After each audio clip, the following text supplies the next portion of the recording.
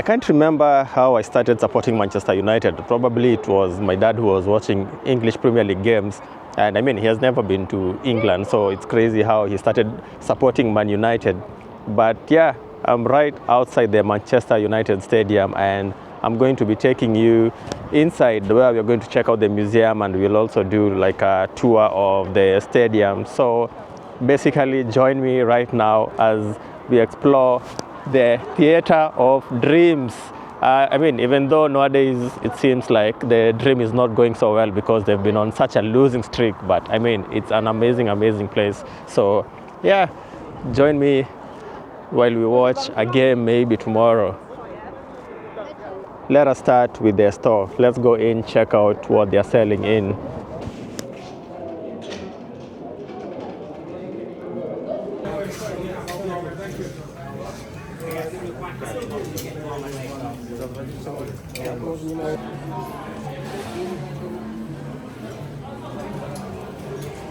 One thing I like about this stadium is that it has almost what you can consider a running path. So you can literally walk around the entire stadium.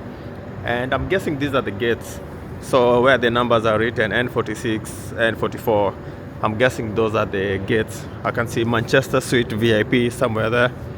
But yeah, very, very accessible. But for now, let's go to the museum and tour, because I think the tour is supposed to start in like 10 minutes. Let's go check it out.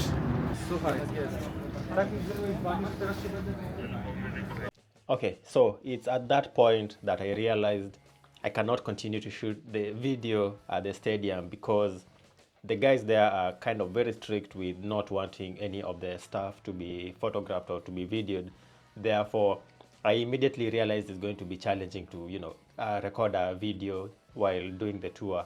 One mistake which I did on this tour was you're supposed to arrive at the place 30 minutes early. So if the tour says it's going to start at 4 p.m., you should be there 3:30 p.m. so that you have 30 minutes to go through the museum. Then after that, that's when the tour starts. And they're kind of strict because they want everybody to be in one large group so that you can all move together. And also because there's so many other tours going on at the same time. So sometimes you had to kind of stop so that one group finishes and then you can join in and then continue with your tour. So I kind of understand why they have to be strict with the movement of people, which is a bit contrasting because again, I'm a Man U fan, but a few weeks back I went to do the Arsenal tour, and to be honest, I think that was a way, way better tour. In that one, you can either get a guided tour or you can just do like a self-paced tour, and in this case, I mean, you just walk around freely. It was very, very more chill, very more relaxed and open, where you can take more time sitting, let's say, in the changing rooms of the players. And I mean, the Arsenal Stadium also kind of looks very new, which compared to Old Trafford, the Arsenal Stadium, I mean, it is better. Let's agree on that. But again, because of the history, that's why the Man U tour is also something which is very, very good to do.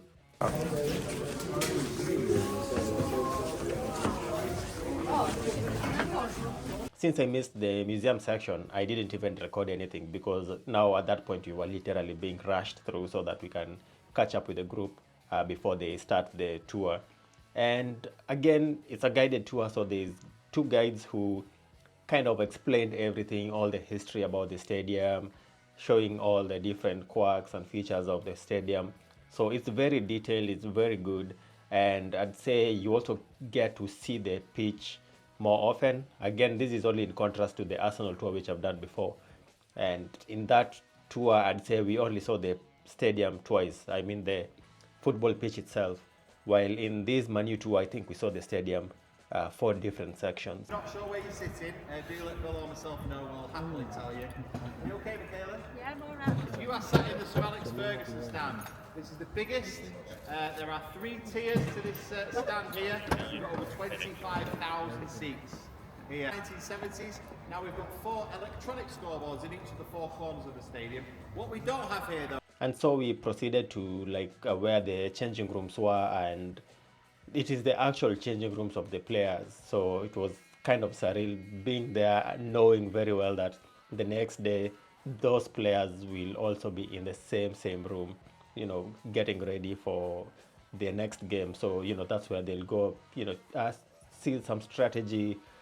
They'll get like massages and things like that. So footballers being footballers. So that was a very, very cool thing to learn about that space.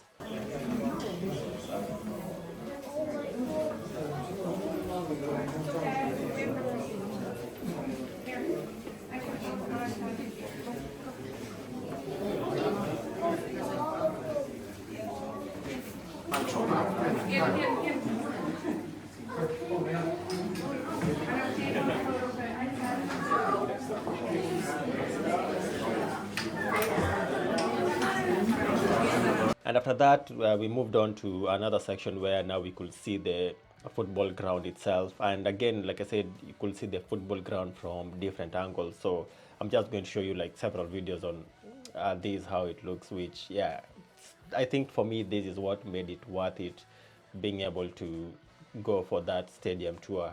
I don't want to overhype it, but I seriously, even after watching this video, if you think like you've seen everything, trust me, still go and do the stadium tour, because there's a lot of history which you learn there, and it's just a different feeling being able to be there. If you really love the team, it's totally different feeling. So again, highly recommended.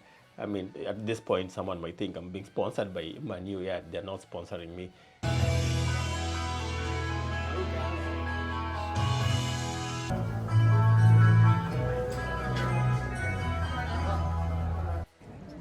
Het ziet er echt, het veld ziet er gewoon super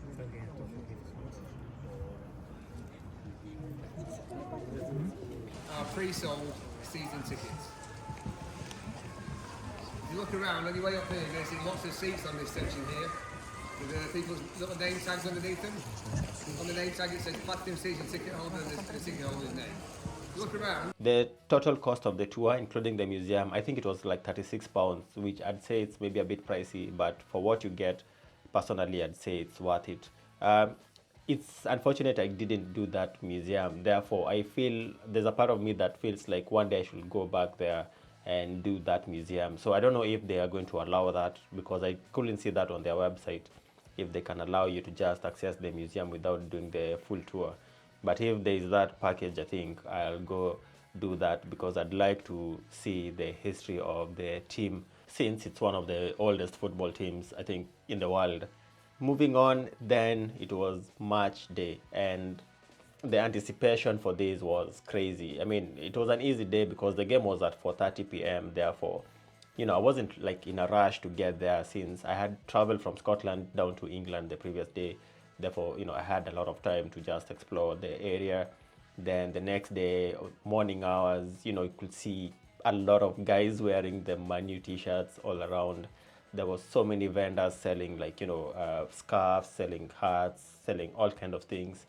There was also some scalpers if you wanted to get a ticket, which, up to you if you want to risk with that. But I mean, yeah, it was just like this beehive of activity, and you see, kids, adults, people of all ages, gearing up, waiting for just a few hours to go watch their game.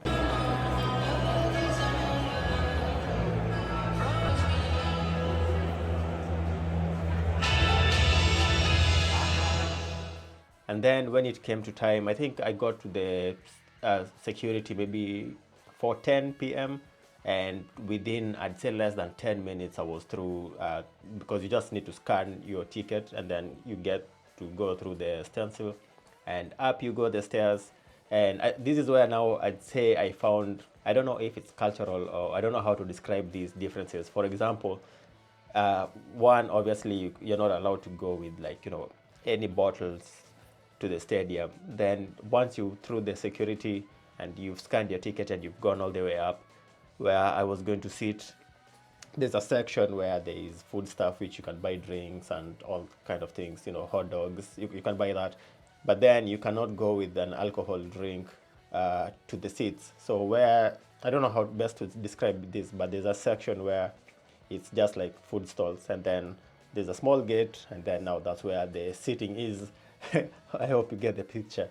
But it was interesting that you could eat, you could buy sodas, anything like that, that's fine. You can go and sit with that, but not alcohol. And also, if you buy like a soda, which I did for £3, which, yeah, but if you buy the soda, they have to remove the bottle top. So, you cannot go again with a drink which has a bottle top. I have no idea what the history is behind that. But yeah, I mean, I just found it to be interesting.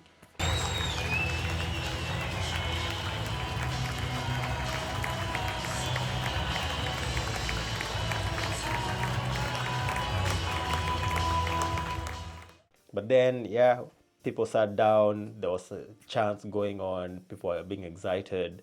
It was a big game. It was a big, big game. Manchester versus Arsenal. I mean, even for me as a Kenyan growing up in Kenya, there's even one very popular song in Kenya called Manu versus Arsenali, which was a massive tune in Kenya. And that just goes to show you how big the English Premier League is. Like, if you're a British person, if you go to Kenya, one thing, forget about the safaris, one thing you should do, go to a nightclub, or maybe not a nightclub, go to, like, on a Saturday when you know there's a game like 4 p.m., 3 p.m. Actually, most nightclubs do show like the game, but yeah, just go and try to watch the game with Kenyans. Trust me, it's going to be probably a different atmosphere than what you're used to, but it's going to be very, very lively. I guarantee it's going to be worth it. Have some beer, have some banter with people. Good thing, because we are not really attached to the teams like, people back here in England. There's no like violence or anything like that, but there's proper banter. There's people, hurling abuses left and right, people looking sad, people looking like they want to cry. Like, trust me, it's going to be quite an experience which might be shocking for you. So yeah, forget the safaris for a few days. Go and watch a proper game, English Premier League game, especially Manchester. If Manchester is playing, Arsenal is playing, if Chelsea is playing, and I don't think there's many Liverpool fans to count. Sorry, Liverpool fans. Yeah, not many of you exist in Kenya. Maybe Man City, but yeah, highly recommend doing that if you go to Kenya. And yeah, so the game started, and I mean, the game was what it was. Which, I mean, if you're watching the game live, I'd say you get a completely different feeling compared to watching the game on TV. I think if you're watching the game on TV, you are more attached to the game. While if you're watching it live, I feel like your mind is more focused on the atmosphere, or rather the environment. So I don't know if it makes any sense what I'm saying, but I mean, it's still good. I'm not saying it's bad, but it's you're kind of not paying that much attention to the game because your mind is focused on trying to enjoy being there. So, there's all these chants which Manu was singing, which I didn't know, but it was good to be there. And where I was seated, it wasn't a bad position, but it was like quite high up. But I mean, you could still see the pitch, which shows you how massive that pitch was. I mean, on that day, I think they announced that the total attendance was 73,000, which is massive considering the stadium has a capacity of 77,000. So you can imagine that was a very, very good turn up.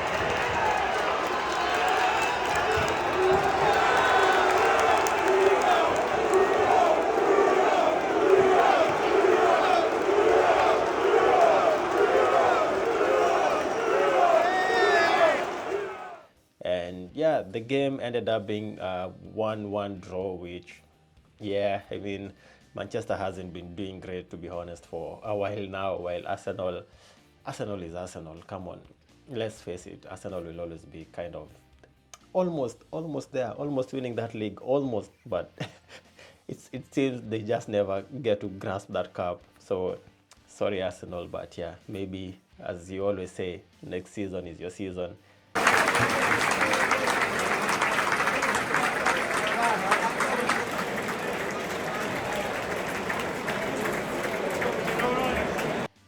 yeah, so that is basically the Manchester United experience. I was going to talk about how to get the tickets, but to be honest, that is a total nightmare, because first you have to be a member of Manchester. So basically you have to buy a membership, which has different pricing. It can be like £25 all the way to maybe, I think it was £100.